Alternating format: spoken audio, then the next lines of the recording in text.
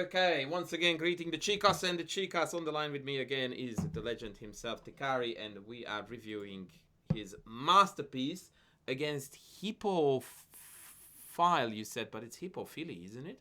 Yeah, Philly, yeah. Very weird. And he very humbly, or she, gave him herself a gold medal. Fair enough. All right, let's dive right in, sir. So, if I recall rightly, that's my way of saying I have already gone through this game twice. Oh, this is bad, yeah. It was no, it's not actually. It was a Tarash. Now you played c4, perfectly fine move. If you would like to avoid these mass trades in the center, you can opt to play here the sheepish-looking e3, and then back it with c4 against everything next, and then you will go back to Tarash. No matter what Black does here, you will go back to Tarash. If they take, you take back with the pawn, and c4 against everything.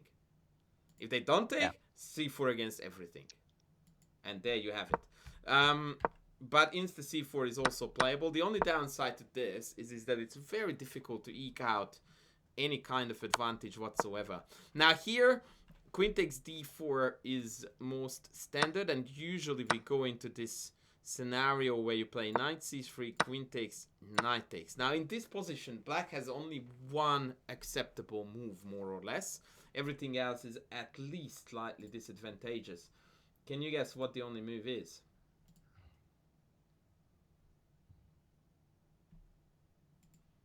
The two candidates I would look at from Black's perspective are Bishop D7 Yep.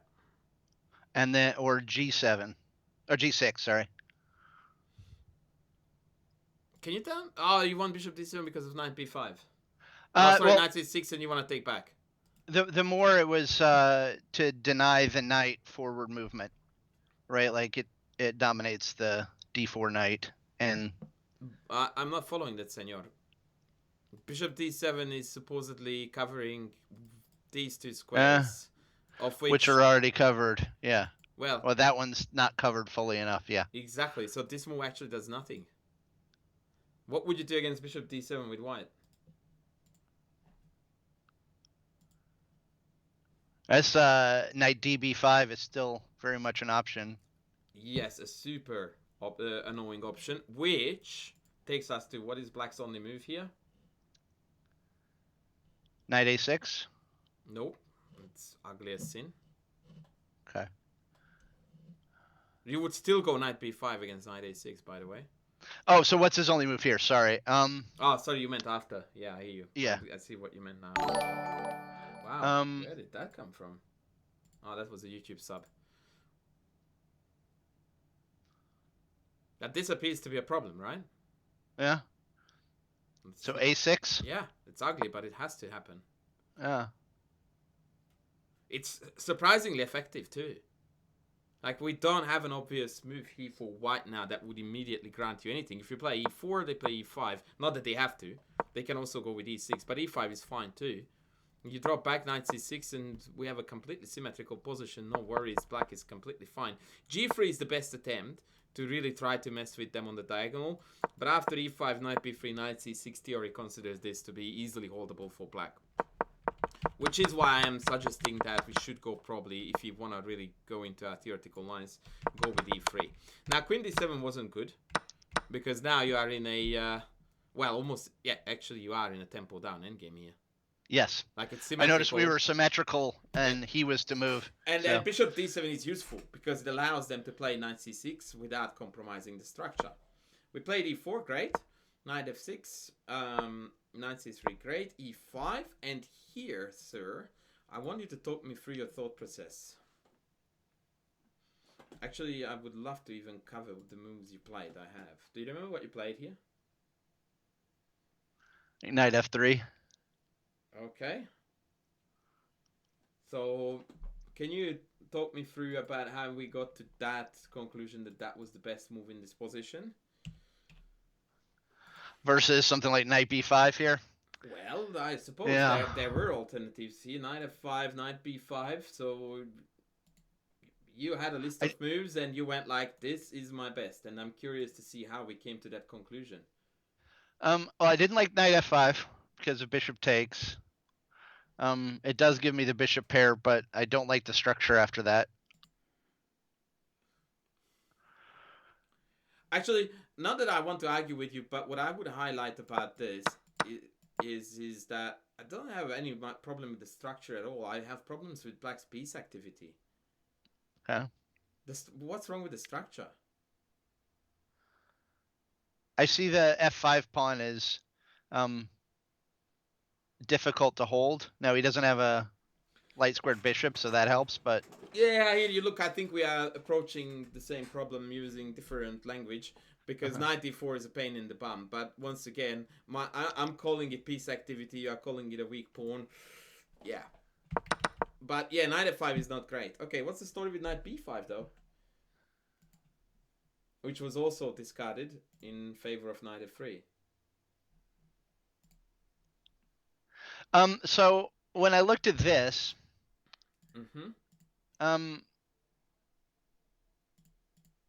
I thought I was making lots of moves with the same piece. Now, granted, I have to make another one anyway, right? But without my other pieces developed, I thought knight a6. Like, what is my plan after that? The knight is just sort of sitting there. So what you're trying to tell me is that if you are looking at this position, you're more concerned about the b5 knight and what that is doing rather than what the a6 knight is doing? A little bit. Really? Well, okay. In that case, Derek, the only way to decide if this is valid or invalid or good or not is if you continue coming up with moves for both sides. Yeah. Let's do that. So knight b5, knight a6. I don't want to be a jerk to you, but building on my experience of however many years, decades, whatever, I can't recall a single example where knight on b5, knight on a6 did not favor the side with the knight on b5. That's just historical context for you, but you don't necessarily have the experience I do, so we must rely on further calculations. So what would you consider to be a logical follow-up to this?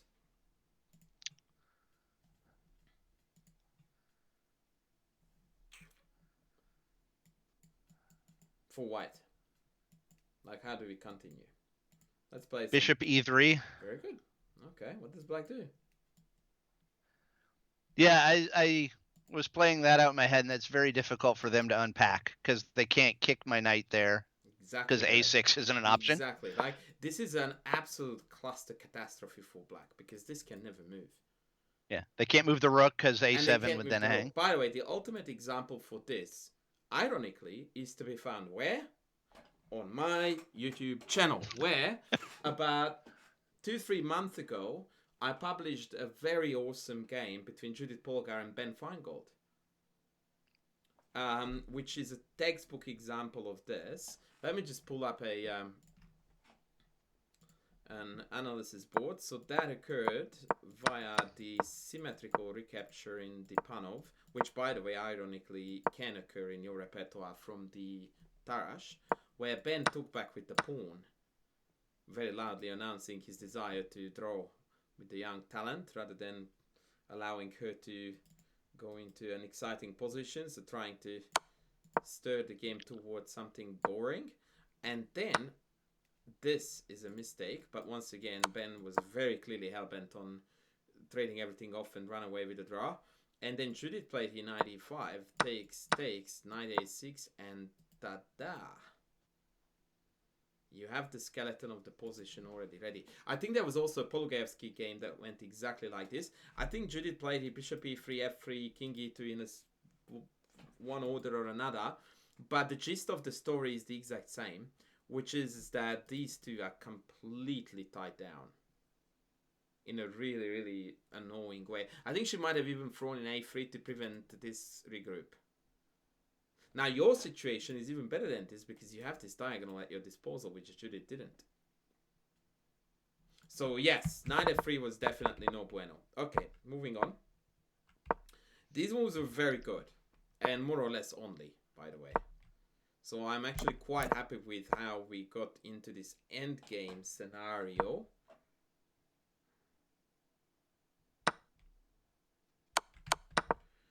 I'm just trying to think if there was anything missed here or not, but I don't think so.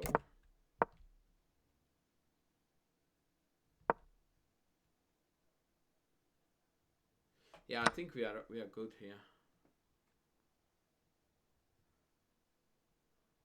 If knight b4, they have bishop e4, so that was good. Took that, good. Yeah, when I saw this position, I wasn't quite sure how to evaluate this. It was a really tough challenge for me to determine who was doing what. Because at first I was very scared of the knight on d4. But then the more I looked at it, the more I realized that that is not really a problem. Because king g2 cancels out the f3 threat. And other than that, the knight on d4 just blocks the d file. And so if you use that time in the interim to somehow try to, penetrate on the c file, or actually put the bishop on d5, you don't need to do any of that nonsense. Just put the bishop on d file and then obtain the c file, then you are doing quite okay. And so I came to the conclusion that perhaps it is somewhat better for black to try to orient the knight not to d4 but to f4. So let's see how this went. They're very logical. Yep.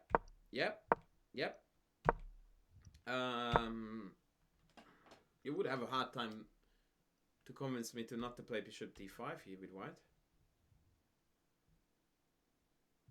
Yeah, actually, can we talk about that for a sec? How did this become a necessity? Yeah. I know how, because bishop d5 knight here is an annoying check here, and you didn't want to take. Well, yeah. Yeah, exactly. I don't want to take, but if I don't take, then e2 yeah, so is... basically, you're right, because now I'm forced to take king g2, which I think is going to transpose us into... Well, not quite. Yeah, see, no, I insist. I'm right. I hate to say that. But bishop d5 shuts this rook down, and after knight d4, king g2, it means that you got everything you wanted, but this rook is here, not here. Now, you might argue that that's actually better for white. So let me have a look at that. Yeah, nah. We should have completely denied this rook entry. No questions whatsoever. There was the knight gets to f4 in that line when trading for the bishop, now, hold I on think. A tick. So here, you mean knight here? Yes. Oh, I see what I missed here. I thought that then I could take and pick off this by rook b8, and I'm gonna drop this. So you're actually onto something here, young man. You are onto something. Very good. You are right. 92 is a pain. And as much as I'm trying to save face here, I cannot. Yeah. Point given. The point is given. I'm not so sure if we can stop this anyway after 94, but I don't want to sound lame, so I will just go with what you did. Yeah. Yep. So now this seems still on, but rook c7 is also on, which is great. Yeah, very good chess here by both. Okay, now we are coming to the critical part of the game. Until here, I think it was, apart from the knight b5 mistake, I think it was close to perfect chess. What are your candidates' moves here, sir? Do you remember what you played? Yeah, I played rook b1. So what I want you to understand, Derek, is that there is absolutely no way that this could be your best move. And I will tell you why too. Because it places a very passive rook on another very passive square.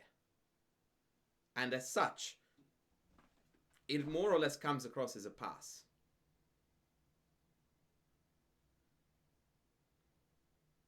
What you want to do in all of these endgame scenarios is to activate your pieces like your life depended on it.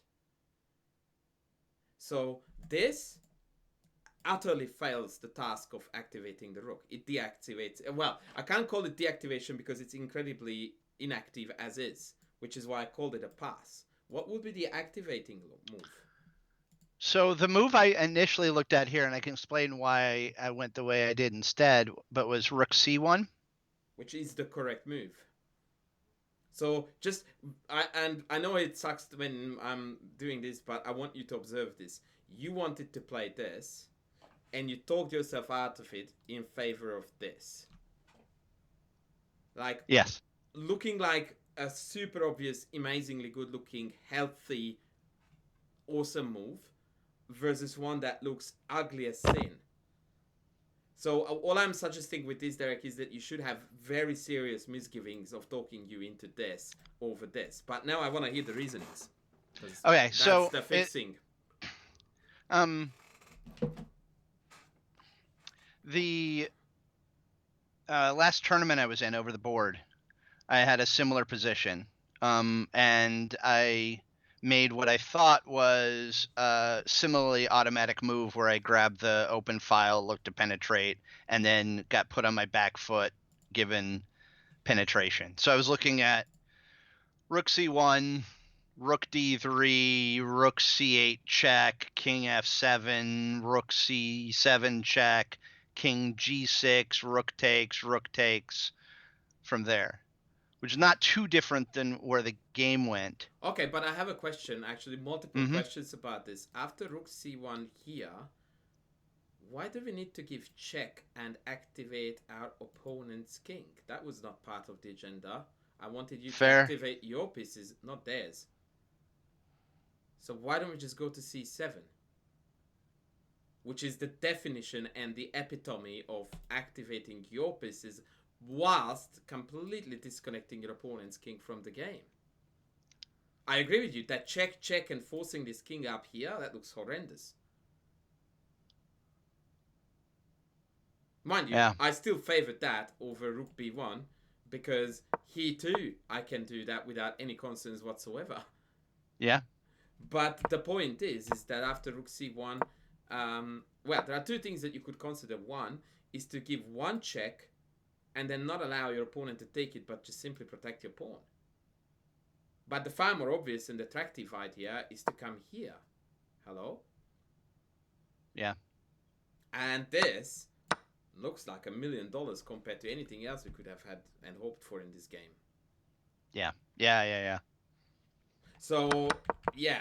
I don't remember what game you are referring to where penetration was bad in rook ending, but I very much like to advise against, those memories determining your decision making in other games. Pure calculation and decision making in what's in front of you is almost always to be preferred. All right, move on. Well, this is now rough.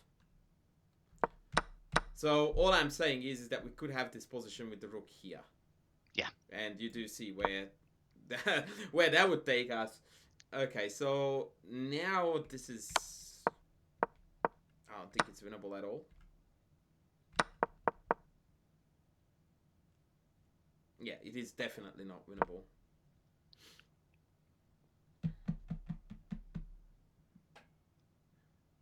And your opponent is defending really well by finding this shelter here on f4. Exactly when the pawn lands on a7 is brilliant. Yeah. Or fortunate, call it whichever you like. And you also can't progress because of e4. So we definitely have zero hopes and chances of winning this under normal circumstances. But it turned out that normal circumstances were not present. Rook b8. Oh, because you went with the check? Yeah, so bear with me. I thought that was mate. So I didn't see e4. Oh boy. When I went through this game, I was so confused about this. I'm like, wow, what is my man doing here with Rook b8? That's why. Yeah. I'm actually very disappointed in myself as a coach for not smelling the rat here that you thought it was mate. That was the purpose for h4 as well, right? Oh man, it's brilliant. It's sheer brilliance. And now I have him trapped. He can't go anywhere. If this was a knight, right, then Rook d8 would be close to winning because then Rook a7, Rook d4 is the sexiest checkmates of all time. Problem is that even in that case, losing the exchange on a8 would easily save the game. But for the sake of making the motive work, it was worthy of noting. Okay, very subtle. Hey, it wasn't mate. Yeah, you must have that awkward moment, right? The also dreaded moment when you play mate and the checkmate sound doesn't come and the clock keeps on Exactly. ticking and you go like, please make it a lag. Just please lag. And then, nah, shivers. It's not lagging. Oh boy. Okay. Fair enough. No idea why the check is needed, but okay. Right, so this was actually a bit of a challenge to hold a draw here for black. Yeah. And they miserably failed with that. The irony here is that even if you win this pawn, F and H is a theoretical draw. Likewise, A and C. Now, it is quite difficult to hold. Grandmasters even failed holding it. But the point is that black doesn't have to lose a second pawn here. Simply moving the rook away would have done the trick. Like, one of the easiest ways to draw this was to just do this. And you can't really make progress here in a meaningful way. So yeah, but nothing that happened from here on out is on you. You did your best and it succeeded, so that's it. And like, so for example here, rook here, rook here, rook here is a theoretical draw, but I think you would have won it. Yeah. I certainly would have been fine rolling the dice on that one. The extremely limited time that they had at their disposal. But as it is so typical with club level players, they just can't resist the temptation to grab material, even if it leads to their immediate demise in an unholdable king and pawn ending. This is one of the one aspect of chess psychology that never ceases to amaze me. That sub 2000 players walk into their death willingly in a king and pawn ending like it was some kind of, like, yeah, the songs of the sirens. Like, they just can't resist it. They know they are gonna die and they still do it every time it's there.